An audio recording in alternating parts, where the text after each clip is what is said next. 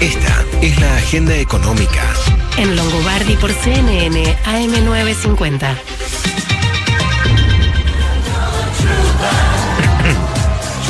Bueno, vamos con la versión rusa de Putin on the Ritz, Mirá. que es la famosísima canción americana. Así es. Que está interpretada por un conjunto de peatones, ahí en una plaza en Moscú, en aquel famoso flash mob que se hizo en pleno invierno en Moscú, de los rusos cantando Putin on the Ritz. Así es, Marcelo, cuando Rusia parecía un país que respetaba efectivamente algún grado de instituciones, ¿no? Porque a propósito de lo que vos estabas comentando recién y de la oportunidad que se está perdiendo la Argentina, bueno, recordemos algo que hemos dicho tantas veces en este programa, en todas las radios en las que estuvimos, Marcelo, que es que sin instituciones no hay inversiones, finalmente, porque en definitiva, cuando el presidente argentino vaya y diga, bueno, tenemos estas oportunidades de inversión, y bueno, los inversores internacionales lo primero que van a preguntar es, bueno, muchachos, ¿ustedes respetan la Constitución?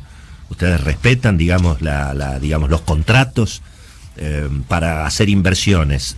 ¿Va a haber algún repago? ¿Cómo es el tema del cepo cambiario? Es decir, mientras que exista cepo cambiario, no hay ninguna posibilidad de que ingresen dólares genuinos para inversiones en la Argentina, ¿verdad? Un tema que hemos hablado ya durante décadas, pero bueno, lamentablemente allí estamos, con, bueno, cada vez más artilugios para ir tratando de zafar, lo que estamos viendo con el caso del gasoil y la decisión de ayer de YPF, por supuesto ya de manotazo de ahogado, de tener que restringir la venta de gasoil a los extranjeros, y finalmente sincerar el precio, es decir, el desdoblamiento del precio del gasoil para extranjeros. Y bueno, es como cuando dentro de algún tiempo digan, y bueno, los dólares para atender los gastos con tarjeta de las familias, de las personas en dólares, ya no hay más. Entonces habrá que desdoblar el mercado cambiario, o que la gente que tenga los consumos en dólares tenga que pagarlo con dólares de su cuenta dólares en la Argentina, y entonces comprar los dólares se hace a través del contado con liquidación o del dólar bolsa. En fin, son todas de alguna manera artimañas o estrategias para no sincerar los precios, para no liberar la economía y para seguir perdiendo una enorme oportunidad, ¿verdad? Mientras tanto empiezan a aparecer los problemas de los cuales obviamente venimos hablando hace tanto tiempo, porque la mayoría de los economistas y los analistas, tanto del sector privado, del sector financiero, y bueno, están empezando a mirar los números, Marcelo, y la realidad es que el déficit fiscal en la Argentina sigue aumentando la emisión monetaria, siguen aumentando las transferencias que el Banco Central le tiene que hacer al Tesoro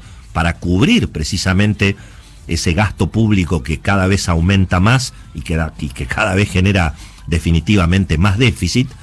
Y vos fijate que en el día en que, bueno, parecía una buena noticia, que por supuesto todo el mundo ya lo sabía, pero en el día que se formalizó la señal del Fondo Monetario de que se aceptaba y que Argentina aprobaba la primera revisión de las metas del Acuerdo de Facilidades Extendidas, y ese día los bonos se desplomaron y el riesgo país casi llegó a los 2.000 puntos. Y bueno, ¿qué es lo que está pasando? Y lo que está pasando es que los mercados y los actores económicos están viendo que no hay ninguna posibilidad de frenar este problema de un banco central que le sigue finalmente imprimiendo papelitos de colores para pagar el aumento del gasto público, ¿verdad? Y al mismo tiempo vos pensás que en el mes de junio, que es un mes que no hay tantos vencimientos, el gobierno tiene que juntar casi 500.000 millones de pesos para pagar, para renovar los vencimientos de intereses de la bola de nieve de la deuda en pesos que viene acumulando por este escenario, insisto, de un déficit fiscal tan permanente, ¿verdad? Y además hay que juntar casi otros 500.000 millones de pesos para cubrir el déficit fiscal entre lo que el gobierno recauda y lo que el gobierno gasta, ¿verdad? Y por lo tanto, estos vencimientos de la deuda en pesos empiezan a ser cada vez más difíciles de renovar, porque nadie en el mercado quiere comprar papeles que tengan vencimiento el año que viene, porque el año que viene, obviamente, sobre todo en el segundo semestre, se define el futuro político en la Argentina. Y empieza a sospecharse que tarde o temprano este gobierno o el gobierno que venga después de este gobierno, sea del color político que sea, y bueno, no pueda afrontar esa bola de nieve de vencimientos en pesos, que por supuesto están ajustados por inflación y que cada vez representan, y obviamente, una presión mayor sobre el mercado de cambio, sobre el mercado de bienes. Ayer estuvo un poquito más calentito el mercado de cambios, que de todas maneras sigue bastante estabilizado. Ayer el dólar efectivamente trepó a 208 en la calle, pero se siguió operando entre 210 y 211 en el contado con liquidación y en el dólar bolsa, porque sigue habiendo algún ingreso de capitales, hay que pagar impuestos, hay que pagar obviamente vencimientos, tanto las familias como las empresas. Se está dando una situación incluso curiosa, Marcelo, que por supuesto cuesta más caro sacar dólares de la Argentina que traerlos, ¿no? Es decir, hay más gente trayendo dólares por el contado con liquidación y por el dólar bolsa de lo que hay gente sacando, ¿verdad? Y eso está generando esta estabilidad. Es un acuerdo que nunca nació. Bueno, claro, obviamente. Está generando alguna estabilidad, pero un poquito más calentito. También el real, ayer el real se fue a 4.90, estaba en 4.60, se fue a 4.90 contra el dólar. El consultor Salvador Di Stefano dice que el real es el abuelo del dólar blue y el contado con liquidación es el padre del dólar blue. Es decir, que hay que mirar el real para ver lo que puede pasar también con el contado con liquidación, y obviamente eso deriva en lo que ocurre con el blue. Y el mercado de cambios está un poquito más calentito porque el gobierno está teniendo dificultades para renovar esa deuda en pesos. Y en castellano, ¿qué quiere decir eso?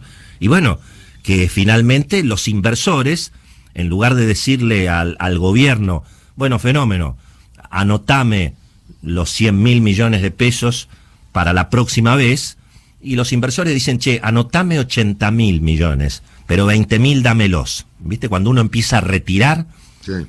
Retiremos, ¿viste? El plazo fijo. Che, te vence el plazo fijo, ¿qué hacemos? ¿Lo renovamos todo? Y ¿sabés qué? Renovalo un poquito de plata dame, por las dudas, ¿no? Entonces, esa dificultad, cuando el mercado no le renueva la deuda al gobierno, el gobierno tiene que ir al Banco Central y emitir los pesos, precisamente para devolver ese puchito que cada vez es mayor, que cualquiera lo puede entender, como si en un plazo fijo uno va y le dice al gerente del banco, sí, ya me da un poquito de miedo renovarlo todo el plazo fijo, dame un poquito, ¿verdad?